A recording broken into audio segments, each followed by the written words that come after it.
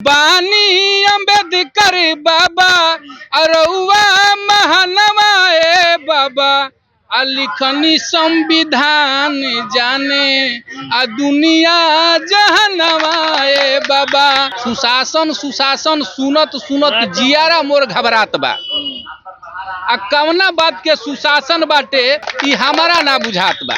दलित के घर में पुलिस ना दरोगा कहियो होइते, गर्दन में हाड़ी पीठ पर झाड़ू लेके ढोइते।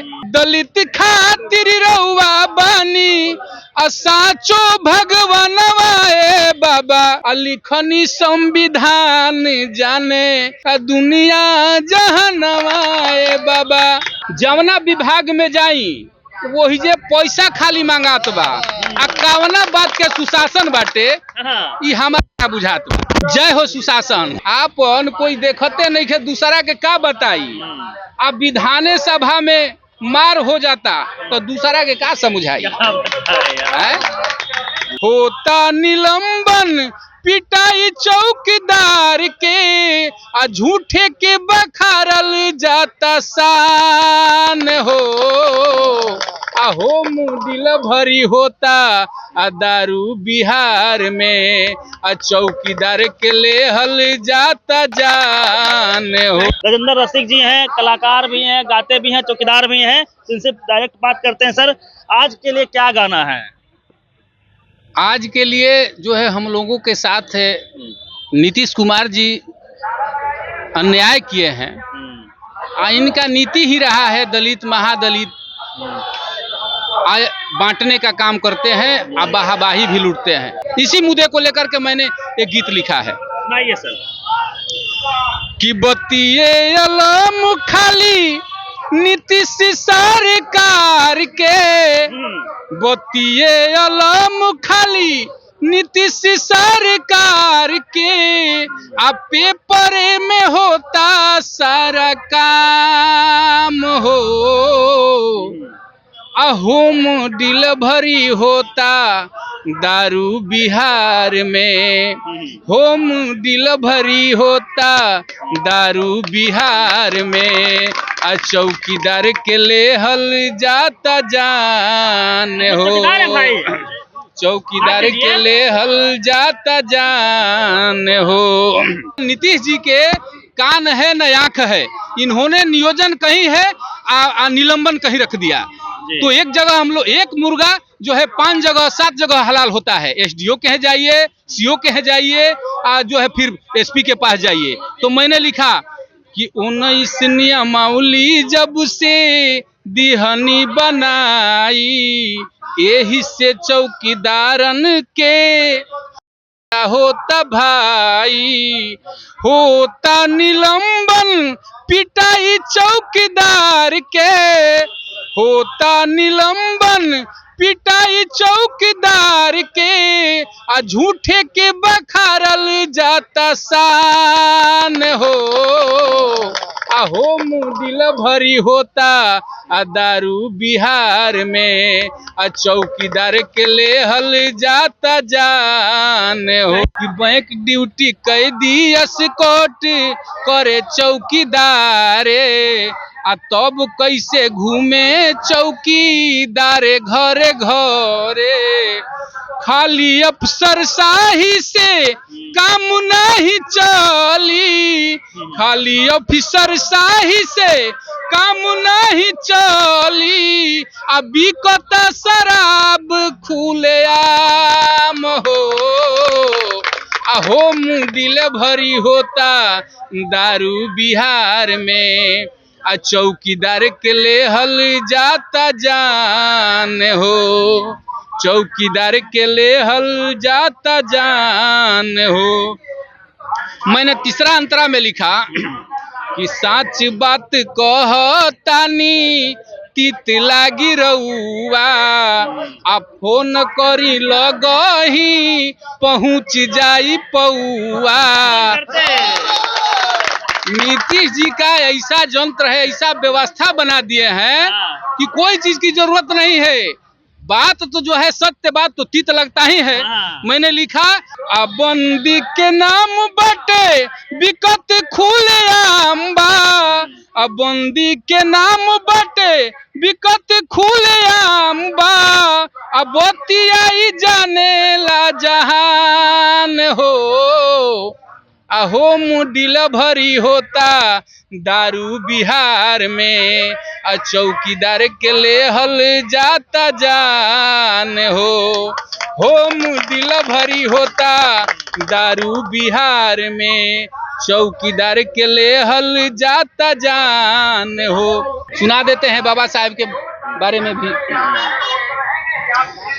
अरे बानी अम्बेडकर बाबा, बानी अम्बेडकर बाबा, अरउआ महानवाए बाबा, बानी अम्बेडकर बाबा, अरउआ महानवाए बाबा, लिखनी संविधान जाने दुनिया जहानवाए बाबा, लिखनी संविधान जाने दुनिया जहानवाए बाबा। मैं 2 अंतरा में सारे जो है इतिहास को बता दूंगा, आप समझ लेंगे, जो सुनने वाले हैं वो लोग भी समझ लेंगे कि रउए संविधान के कसम खा के देखी नेता, संसद विधान सभा में भाषण लोग देता, रहित नया आरक्षण जैते, खास तौर दलित, बाबा साहब ने सबके लिए ही किया था, लेकिन खास तौर दलित के लिए मैं बोल रहा हूं कि रहित नया आरक्षण जैते लोकसभा भवनवाए बाबा, रहित नया आरक्षण जैते लोकसभा भवनवाए बाबा, लिखनी संविधान जानल दुनिया जहानवाए बाबा, लिखनी संविधान जानल दुनिया जहानवाए बाबा।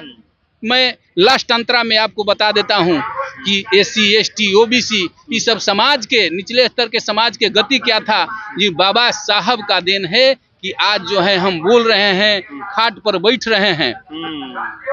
वो चीज आपको बता देते हैं कि दलितन के घर पुलिस ना दरोगा कहियो होइते, दलित के घर में पुलिस ना दरोगा कहियो होइते, गर्दन में हाड़ी पीठ पर झाड़ू लेके ढोइते,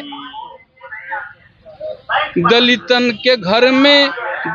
के घर में पुलिस ना दरोगा कहियो होइते, गर्दन में हाड़ी पीठ पे झाड़ू लेके ढोइते, दलित खातिर रउआ बानी, दलित खातिर रउआ बानी, साचो भगवानवाए बाबा, दलित खातिर रउआ बानी, साचो भगवानवाए बाबा, लिखनी संविधान जाने दुनिया जहानवाए बाबा, लिखनी संविधान जाने दुनिया जहानवाए बाबा। सुशासन सुशासन मैं कविता के रूप में लिखा है कि सुशासन सुशासन सुनत सुनत, सुशासन सुशासन सुनत सुनत जियारा मोर घबरात बा,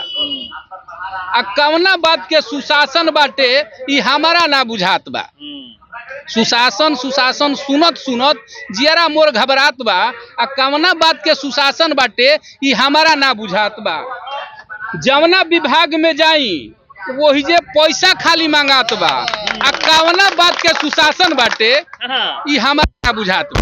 और देखी जाति निवास चाहे आधार कार्ड कौनो भी बनवाई, जाति निवास से आधार कार्ड कौनो भी बनवाई, अब पैसा देव तो सामे बिहाने हाथों हाथ मिल जाई।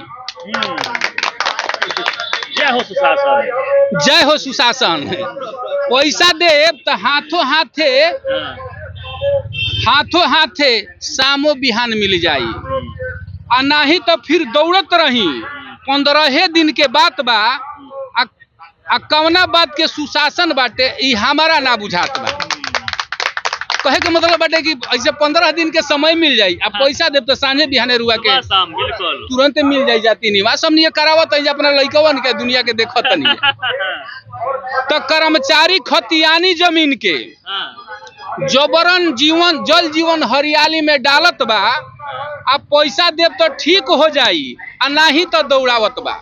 का करो मजबूरी में पीसल लोगवा जात बा, का करो मजबूरी में पीसल लोगवा जात बा आ कवना बात के सुशासन बाटे ई हमारा ना बुझात बा। पुल पुलिया गिर जाता आ हमारा बिहार में आ नेता लोग कहत अरे सब अच्छा बा आ हमारा सरकार में पुल पुलिया गिर जाता हमारा बिहार में नेता लोग कहत अरे सब अच्छा बा हमारा सरकार में मंत्री विधायक सुरक्षित नइखन घर ही में मर्डर कई जात बा। नेता मंत्री सुरक्षित नइखन घर ही में मर्डर कई जात बा आ कवना बात के सुशासन बाटे ई हमारा ना बुझात बा। अब देखी आपन कोई देखते नइखे दूसरा के का बताई, आपन कोई देखते नइखे दूसरा के का बताई। अब विधाने सभा में मार हो जाता तो दूसरा के का समझाई है? का दूसरा के लोग समझाई खाली वोट लेके बुर्बक बनावे के कुर्सी पटकत तो दूसरा के का उपदेश दी। आपन कोई देखते नहीं खे दूसरा के का बताई, आ विधाने सभा में मार होता तो दूसरा के का समझाई। आ लाजो नहीं खे लागत ई लोग ना लाजात बा, एकदम निर्लज लोग हो गिल बा। लाज नेता लोग लाजो नहीं खे लागत ई लोग ना लाजात बा आ कवना बात के सुशासन बाटे ई हमारा ना बुझात बा। चौकीदार के नाम पर वोट लेके कहाँ करत रे चौकीदारी, चौकीदार के नाम पर वोट लेके ई कहाँ करत रे चौकीदारी। आ 5 किलो राशन खातिर जनता करत बाटे लाइन में मारामारी। असली चौकीदार तो पहरा देता ई नेता के कहाँ जनात बा। असली चौकीदार तो पहरा देता ई नेता के कहाँ जनात बा आ कवना बात के सुशासन बाटे ई हमारा ना बुझात बा। ये आपने सुशासन का पूरा पोल खोल दिया। जो सच्चाई है मैंने कहा अब इसके लिए मुझे फांसी पर चढ़ा दिया जाए तो हमको क्या दिक्कत है। अरे जाना तो इन लोगों को अगर हमको लगता है कि आसमाने में रहेंगे नहीं जाएंगे, चाहे यही धरती दखल करेंगे, हमको यहाँ नहीं रहना है, सबको यहाँ नहीं रहना है, लेकिन सच्चाई तो कहिए देंगे। तो राजेंद्र रसिक जी थे, कई गानों के माध्यम से अपनी पीड़ा को लोगों की पीड़ा को आपके सामने रखते हैं। चौकीदारी के पद पर भी हैं और बिहार सरकार के सुशासन बाबू नीतीश कुमार को कह लीजिए उनका पोल इन्होंने खोल कर दिया है। चौकीदार जो होते हैं वो उनको पता होता है किस घर में कौन सी दाल पक रही है, तो इन्होंने पूरे दाल को ही काली बता ही दिया है कि कहाँ क्या कहाँ कैसे घुसखोरी होती है। पूरी बातचीत पे रवि मेहता, द एक्टिविस्ट, पटना।